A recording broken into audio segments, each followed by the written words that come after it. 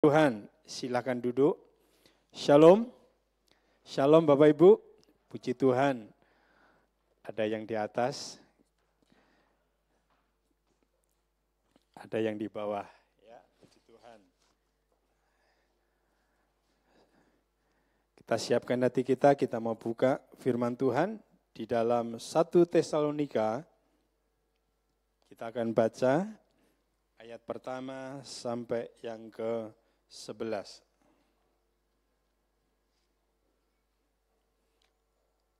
1 Tesalonika 5 ayat 1 sampai yang ke-11. Demikian bunyi firman Tuhan.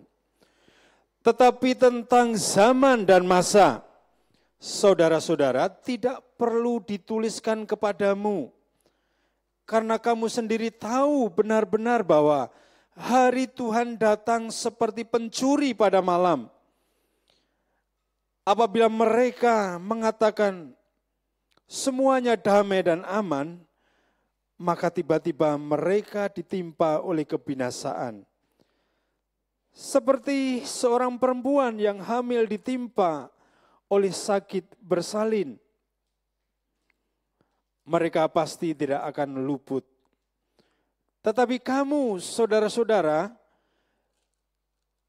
kamu tidak hidup di dalam kegelapan sehingga hari itu tiba-tiba mendatangi kamu seperti pencuri. Karena kamu semua adalah anak-anak terang dan anak-anak siang. Kita bukanlah orang-orang malam atau orang-orang kegelapan. Sebab itu baiklah, jangan kita tidur seperti orang-orang lain, tetapi berjaga-jaga dan sadar, sebab mereka yang tidur, tidur waktu malam, dan mereka yang mabuk, mabuk waktu malam. Tetapi kita yang adalah orang-orang siang, baiklah kita sadar, berbaju sirahkan iman dan kasih, dan berketopongkan pengharapan keselamatan. Karena Allah tidak menetapkan kita untuk ditimpa murka, tetapi untuk beroleh keselamatan oleh Yesus Kristus Tuhan kita, yang sudah mati untuk kita, supaya entah kita berjaga-jaga, entah kita tidur, kita hidup bersama-sama dengan Dia. Karena itu nasihatilah seorang akan yang lain, dan saling membangunlah kamu, seperti yang memang kamu lakukan. Puji nama Tuhan, pada malam hari ini saya berbicara tentang hari Tuhan. Hari Tuhan yang semakin hari semakin dekat. Diperhadapkan dalam kehidupan saudara dan saya, satu bukti dan kenyataan yang konkret hari-hari yang ada. Itu sebabnya saudara dan saya perlu menyingkapi ketika kita menyambut kedatangan hari Tuhan itu. Tadi di dalam ayat yang kedua dikatakan, karena kamu sendiri tahu benar-benar bahwa hari Tuhan datang seperti pencuri pada malam. Hari Tuhan bukan berbicara tentang kapan tanggalnya, kapan bulannya, kapan tahunnya. Tetapi pembacaan pada malam hari ini berbicara bagaimana ketika saudara dan saya menyambut hari Tuhan itu, bagaimana sikap kita, apa yang harus kita persiapkan ketika kita menyambut kehadirannya, ketika kita menyambut kedatangannya di hari Tuhan itu. Beberapa hari yang lalu, ketika anak-anak saya sedang bukannya berlibur, tetapi ada sesuatu keperluan untuk persiapan Naomi, itu Ishak dan juga David, mereka ke Bandung. di sana. Kemudian pada hari itu Ishak pulang duluan dan David masih ada tinggal di sana. Tapi dikejutkan sesuatu hal yang dia belum pernah alami dan dia belum pernah rasakan. Selama dia ada di Cirebon maupun dia ada di Tangerang. Tapi ketika dia di Bandung, apa yang terjadi saudara? Gempa melanda Bandung beberapa minggu yang lalu. Nah, pada saat itu, keponakan dan juga David itu masih pada tidur saudara. Dan ketika terjadi gempa, dia juga merasakan getaran yang luar biasa. Sampai sedikit tangannya luka. Nah, tidak disangka-sangka saudara. Dan bahkan menurut beritanya, di daerah Bandung bagian timur kerusakannya lumayan. Nah, tidak ada tanda-tanda di mana kedatangannya yang begitu cepat. Sehingga tidak ada seorang pun yang menyangka kalau hal itu terjadi gempa di Bandung dan sekitarnya. Nah, Bapak Ibu Saudara yang kami kasihi, dengan melihat tanda-tanda yang demikian terjadi, lantas bagaimana saudara dan saya menyikapi untuk menyambut kedatangan hari Tuhan itu. Nah, di dalam pembacaan firman Tuhan pada malam hari ini, setidaknya kita akan dapati 3 hal sikap kita di dalam menyambut kedatangan hari Tuhan.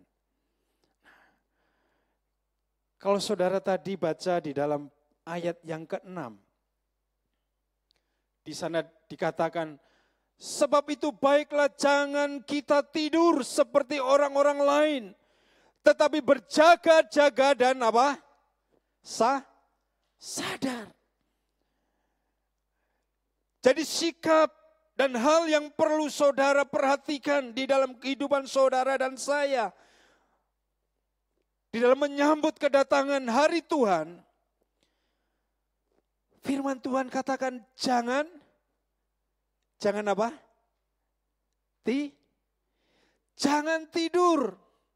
Nah, ketika saya merenungkan firman Tuhan ini, saya teringat 3,5 tahun yang lalu, bagaimana dunia dikejutkan dengan COVID-19.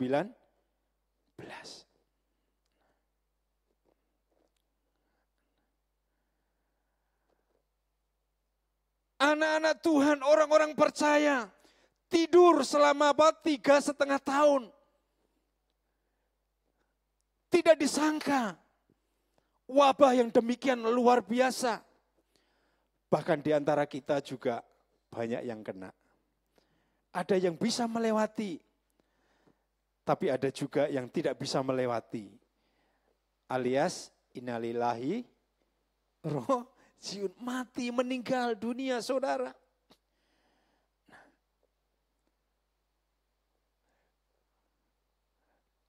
Dengan kedatangan Tuhan, hari Tuhan di mana ada di depan kita, janganlah tidur. Dan kita sudah dinina bubukkan selama 3,5 tahun ini saudara. Dampak dari mereka tidur. Karena apa? Kegiatan-kegiatan kerohanian, baik saudara kita dan bahkan di gereja-gereja, banyak yang tutup. Artinya mereka meninggalkan begitu banyak ibadah-ibadah yang ada.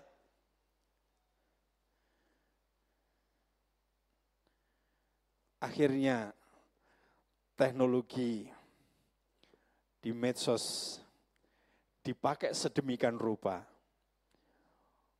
Menjadi sarana supaya apa? Terhubung jemaat satu dengan jemaat yang lain. Dengan kita beribadah secara apa? online, melalui Zoom, atau melalui streaming. Namun saudara bisa ada begitu banyak anak-anak Tuhan yang mereka mengabaikan ibadah online.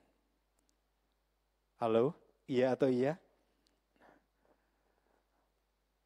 Bahkan ketika kita memuji nama Tuhan, mengakukan nama Tuhan. Ketika saudara mungkin buka laptop, mungkin buka HP. Mungkin kita tidak berpakaian sebagaimana mestinya. Asal saja. Bahkan ada yang bangun tidur, rambutnya masih acak-acakan. Atau mungkin masih pakai kolor.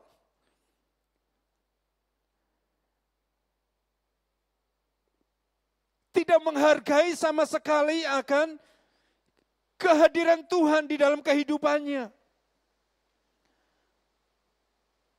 Masih tidur secara rohani. Itu yang perlu saudara dan saya perhatikan hari-hari ini. Jangan tidur. Lakukan apa yang menjadi bagian kita. Amin. Amin. Nah, kalau Tuhan sudah memberikan kesempatan buat kita, jangan sia-siakan waktu itu, saudara. Jangan sia-siakan waktu yang ada. Saya bersyukur di sini banyak hamba-hamba Tuhan yang melayani.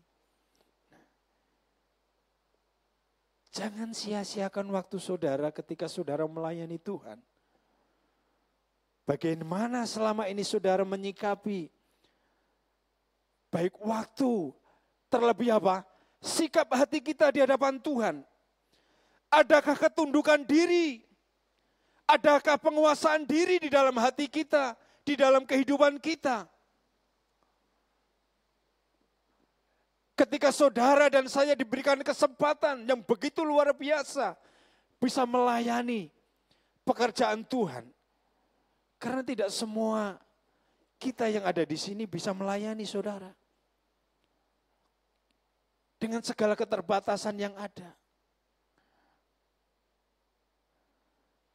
Tetapi ketika Tuhan sudah memberikan waktu yang terbaik buat saudara dan saya, mari kita kerjakan. Bangun dan bangkit kembali. Amin. Jangan tidur. Memang saudara, kita perlu istirahat, kita perlu tidur. Untuk daging kita, untuk kehidupan jasmani kita. Tetapi Tuhan tuntut, Tuhan inginkan dalam hidup saudara supaya saudara tidak tidur. Di dalam saudara mengiring Tuhan dan melayani Tuhan. Perlu mempersiapkan segala sesuatunya berkenan dan layak di hadapan Tuhan.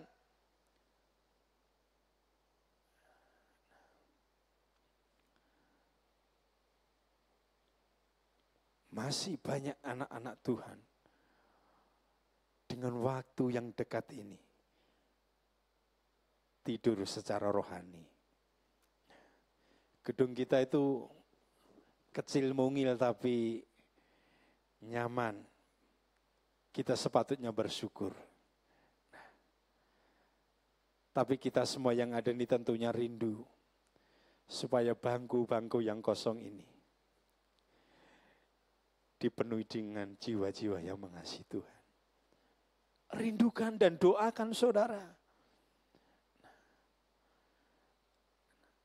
Apa yang menjadi bagian saudara lakukan. Kalau saudara bisa bersafaat, lakukan syafaat saudara. Dengan doa-doa saudara mungkin di rumah. Mungkin setiap pagi ada di tempat ini. Jangan tidur saudara. Tanggung jawab kita masih banyak. Kenapa? Tadi di dalam ayat yang kedua dikatakan dengan jelas. Karena kamu sendiri tahu benar-benar bahwa hari Tuhan datang seperti pencuri pada malam. Artinya apa?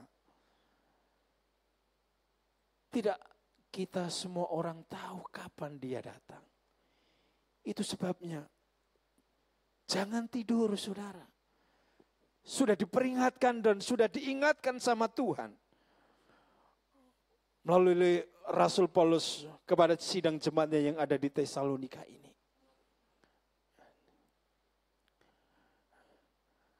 Gedung yang megah ini, saya rindu dan saya rindu dan saya rindu. Supaya bukan saja minggu tetapi setiap hari Kamis pun mereka tidak tidur di rumah. Tetapi boleh melangkahkan kaki mereka untuk datang di Villa Kecapi, Ruko Boulevard, nomor 1516. Sehingga ketika Tuhan datang, kita yang ada di Dapati boleh bersorak-sorai, memuji dan menyembah Tuhan, mengagungkan, menikmati hadiratnya. Dan ketika hadiratnya Tuhan dinyatakan di tempat ini dan hari Tuhan mungkin ada hal yang Tuhan nyatakan di tempat ini. Kita semua boleh bersuka cita karena apa? Tuhan mengangkat saudara dan saya. Amin. Karena Tuhan membawa saudara bertemu di angkasa. Nah, itu sebabnya jangan kita tidur. Mari kita bangun. Kita bangun dan kita bangun. Kalau hal ini kita lakukan, maka ketika hari Tuhan datang, saudara tidak ketinggalan. Amin. Jangan tidur. Waktunya sudah dekat. Kalau kita tidur, kita nggak bisa melakukan sesuatu apapun, saudara. Nggak ada persiapan. Tetapi kalau kita bangun di dalam kehidupan rohani kita, bergairah, semangat, maka saya yakin dan saya percaya, saudara akan menemukan kehendak dan rencana Allah di dalam hidup kita. Di hadapan Tuhan. Puji nama Tuhan. Jangan tidur. Hari-hari ini saya pun juga masih banyak melihat bagaimana generasi-generasi muda yang sudah mulai tertidur dinabubukkan dengan gadget-gadget yang mereka miliki. Sehingga waktu untuk bersekutu sama Tuhan aja jauh sangat memprihatinkan. Daripada mereka berdoa 5 menit, berdoa 10 menit, tetapi main gamenya itu bisa setengah jam, 1 jam, bahkan berjam-jam. Kalau enggak mamah papahnya bawa sapu, dia angkat, baru gadgetnya turun. Iya atau iya? Atau perlu papa mamahnya ambil sapu dulu? Generasi muda pun terjangkit, saudara.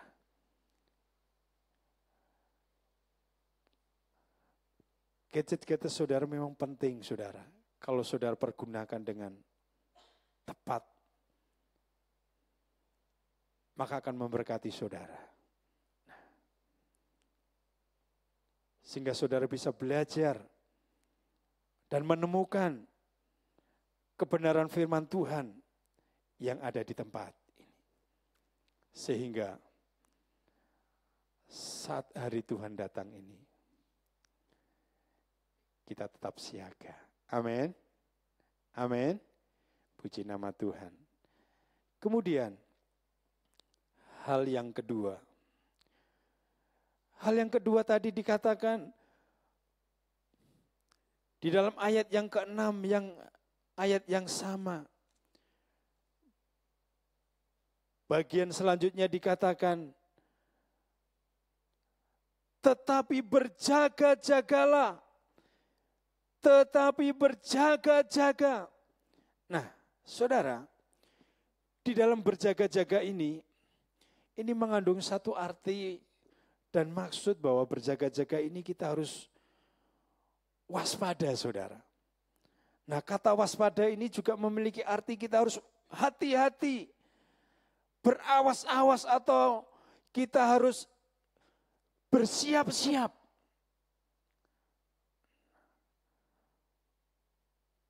Menyambut akan hari Tuhan itu yang semakin hari semakin dekat dan kita perlu berjaga-jaga. Tetap sadar, harus waspada, hati-hati, awas, dan bersiap-siap. Dan di sini saudara, kalau tadi kita baca di dalam ayat yang keempat sampai yang ke-9 tadi, ini menunjukkan bahwa Paulus ini tidak menasihati jemaatnya yang di Tesalonika ini, dan juga bagi kita, para pembacanya ini agar berjaga-jaga ini untuk hari Tuhan. Ini berbicara tentang bagaimana sebaliknya di dalam berjaga-jaga ini, yaitu untuk bersiap secara rohani. Supaya apa? Luput dari murka Tuhan, saudara. Luput dari murka pada hari Tuhan datang.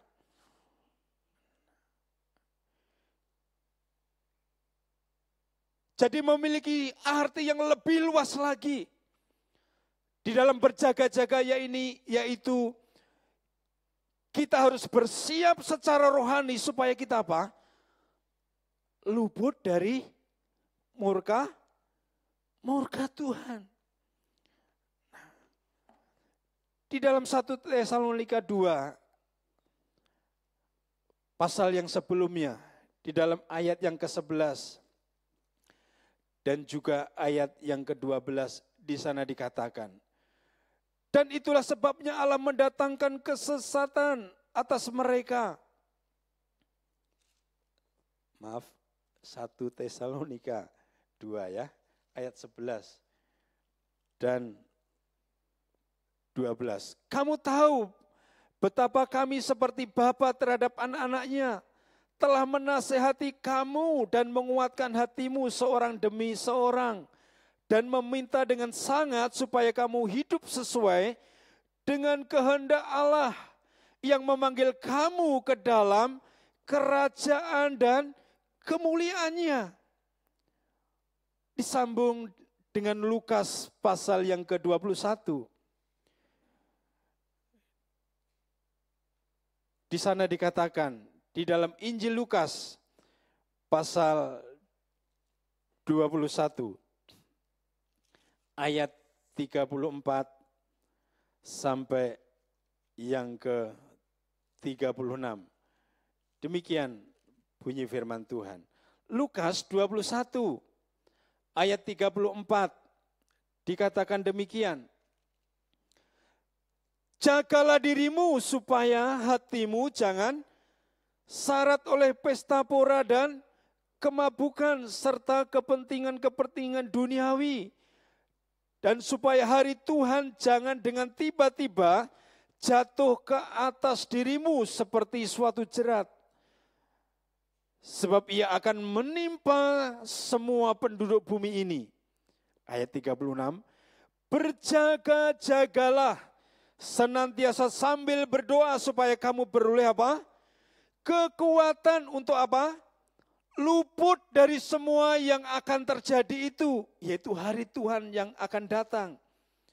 Dan supaya kamu tahan berdiri di hadapan anak manusia. Jadi yang dimaksud Rasul Paulus berjaga-jaga ini, kita harus bersiap, mempersiapkan secara rohani, supaya saudara dan saya ini luput dari murka Tuhan.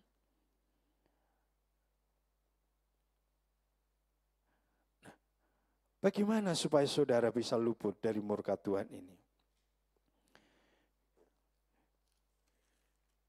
Di dalam 1 Tesalonika 5 tadi, kembali kita ke sana.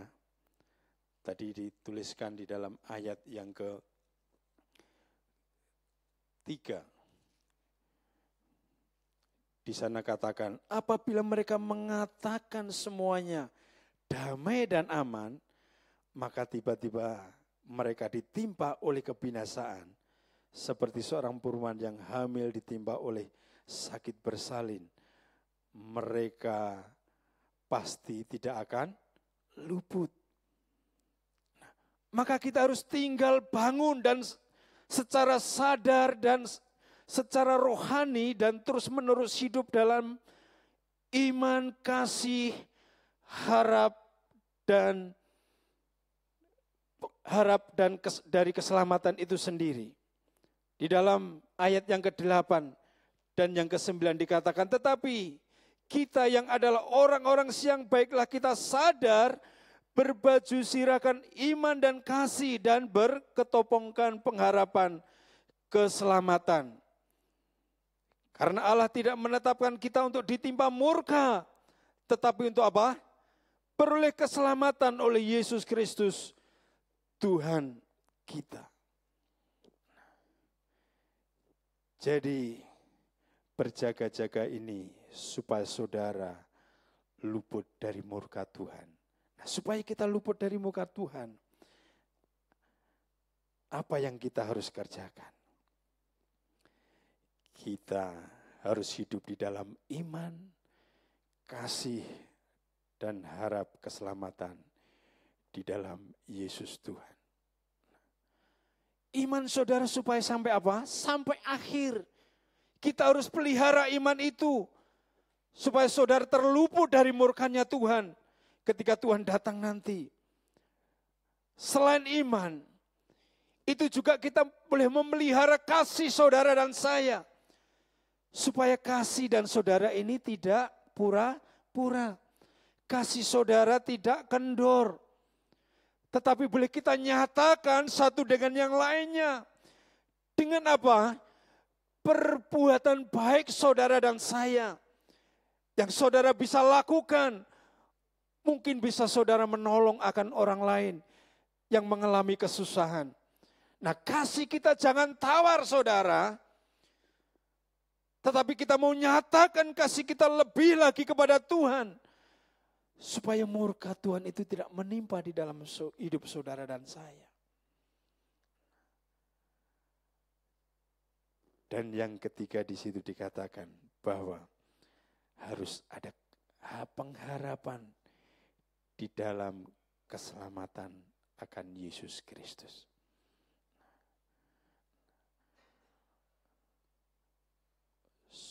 Supaya saudara dan saya tidak luput, maka kita harus memeliharanya.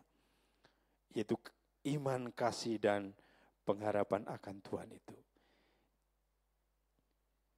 Pelihara terus sampai dia datang, saudara.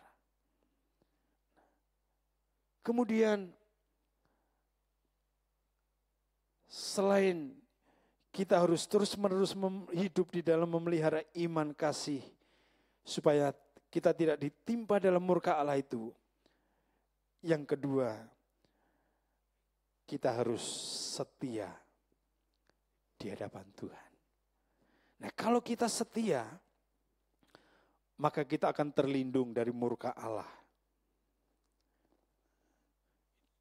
Di dalam ayat yang kedua tadi dikatakan, karena kamu sendiri tahu benar-benar bahwa hari Tuhan datang seperti pencuri pada malam hari.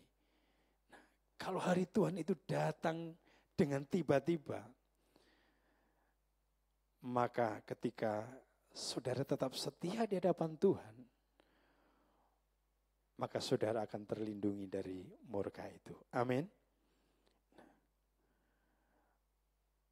Itu sebabnya ketika hari Tuhan datang, kita tidak perlu takut, tetapi harus menantikan kedatangan anaknya dari surga di dalam Yesus Kristus yang menyelamatkan kita dari murka yang akan datang. Puji nama Tuhan. Kemudian, hal yang ketiga, hal yang terakhir dikatakan, tetapi berjaga-jaga dan sadar. Nah, sadar di sini memiliki satu pengertian penguasaan diri. Kata sadar ini pun diuraikan di sini memiliki satu arti yang ganda. Melalui Rasul Paulus yang Tuhan sampaikan kepada jemaat di Tesalonika ini. Nah, sadar di sini berbicara tentang penguasaan diri. Atau dengan arti yang harafiahnya, seperti yang diberikan dalam berbagai leksikon atau berbagai keadaan yang ada pada zaman itu, di mana pada zaman dulu kata sadar ini secara harafiah ini mereka itu diartikan di sini yaitu berpantangan akan anggur.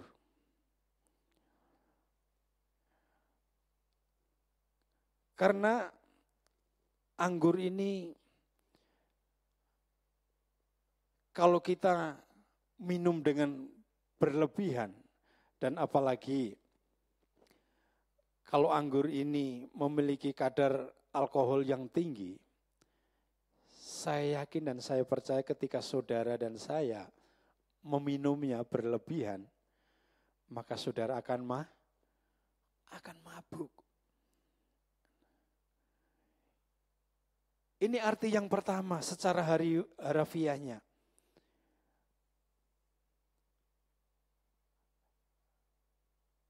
Itu sebabnya di dalam penguasaan diri ini, kata sadar ini juga mengandung arti secara rohani, yaitu juga harus ada kesiagaan di dalam hidup saudara, di dalam diri saudara. Selain penguasaan diri adalah kesiagaan. Kalau secara rohaninya dikatakan bahwa menguasai diri seperti hanya seorang yang tidak minum anggur yang mengandung alkohol yang tinggi, sehingga ketika dia minum anggur itu dengan terlalu banyak maka mereka akan mabuk. Nah, kalau orang yang mabuk itu sadar enggak? Kalau orang yang mabuk pasti mereka tidak sadar dan melakukan tindakan atau perbuatan seenaknya sendiri. Bahkan mereka tidak tahu apa yang di sekeliling mereka. Dulu ketika saya masih kos di Pamujudan itu, di depan saya itu dan di samping saya itu, waduh, itu warganya itu sering mabuk, saudara. Enggak pagi, enggak sore, enggak malam. Nah, kalau mabuknya tenang, baik-baik saja sih enggak apa-apa, saudara. Terkadang ngetrek ngamuk, saudara. Bahkan bisa ngajak gulat. Itu dilakukan setiap hari, saudara. Jadi kita yang anak-anak kos itu takut. Jadi seringkali tempat saya dulu selaring dikunci, digembok supaya mereka tidak masuk. Dan saya agak bersyukur karena yang kos itu masih ada saudara, di sebelah saya itu RW-nya masih saudaraan. Jadi kalau ingin mengganggu, jadi Pak RW-nya itu sudah bertindak dulu. Sehingga anak-anak yang di kos ini bisa terlindungi dari orang-orang yang melakukan hal yang tidak baik ini. Karena apa? Mereka tidak sadar apa yang mereka lakukan dengan kemabukan itu. Itu secara harafiah. Arti selanjutnya, dalam konteks mendukung pandangan bahwa Paulus tidak meniadakan arti harafiah di sini. Nah, kata-kata berjaga-jaga dan sadar ini bertentangan dengan kata-kata dalam ayat berikutnya. Yaitu mereka yang mabuk pada waktu malam. Nah, demikianlah pertentangan dengan kemabukan oleh Paulus ini akan menunjukkan bahwa dia bermaksud memiliki arti harafiah. Atau tadi yang dikatakan dengan berpantang anggur ini. Tetapi kalau kita bandingkan di dalam Matius pasal 24 ayat 48 sampai yang ke 51 kita bisa baca. Injil Matius pasal yang ke-24 ayat 48 sampai yang ke-51 di sana dikatakan. Akan tetapi apabila hamba itu jahat dan berkata di dalam hatinya, Tuanku tidak datang-datang, lalu ia mulai memukul hamba-hamba lain dan makan minum bersama-sama pemabuk-pemabuk, maka Tuhan hamba itu akan datang pada hari yang tidak disangkanya dan pada saat yang tidak diketahuinya dan akan membunuh dia dan membuat dia senasib dengan orang-orang munafik. Di sanalah akan terdapat ratapan dan kertak gigi. Nah, kalau kita bandingkan dengan pernyataan Tuhan Yesus ini tentang mereka yang makan dan minum bersama dengan pemabuk-pemabuk ini, sehingga kedatangnya menimpa mereka, datang yang tidak terduga. Jadi arti mabuk yang secara harafiah ini, mereka ini berpantang tentang minum anggur. Tetapi konteks yang kedua, arti yang kedua ini, yang tadi Rasul Paulus bandingkan dengan pernyataan Tuhan Yesus, yaitu mereka yang makan dan minum bersama-sama dengan pemabuk-pemabuk ini, mereka tidak akan memiliki bagian di dalam kerajaan surga.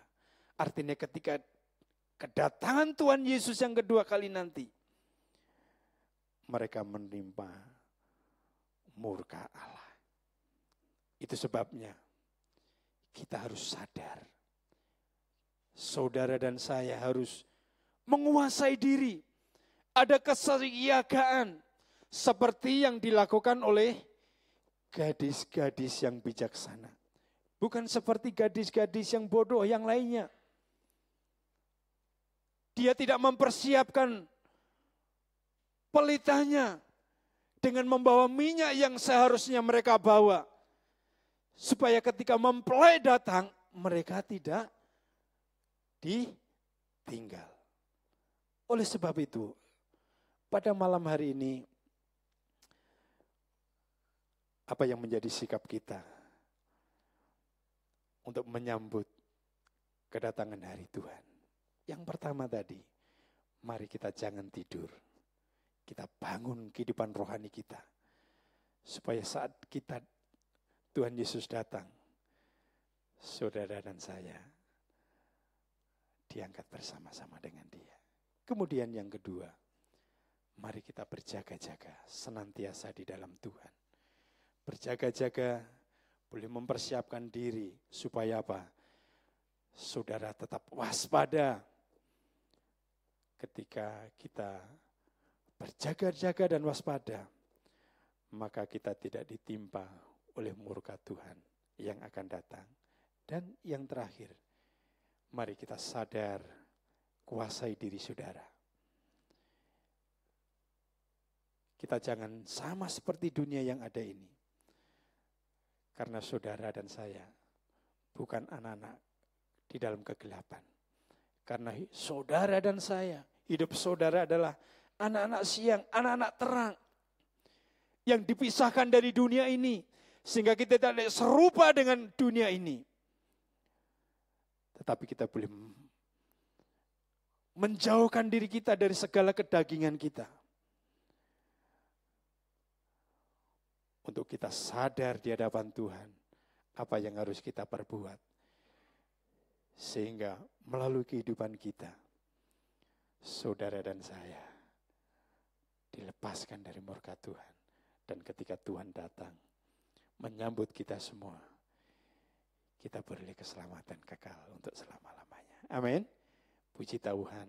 Kiranya melalui firman Tuhan ini, waktunya sudah dekat. Mari sambut kedatangannya. Jangan tidur, tetap berjaga-jaga.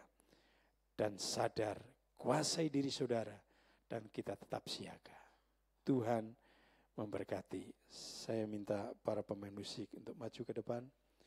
Dan singer songwriter, kita akan angkat satu pujian yang terakhir tadi, satu-satunya yang kita andalkan.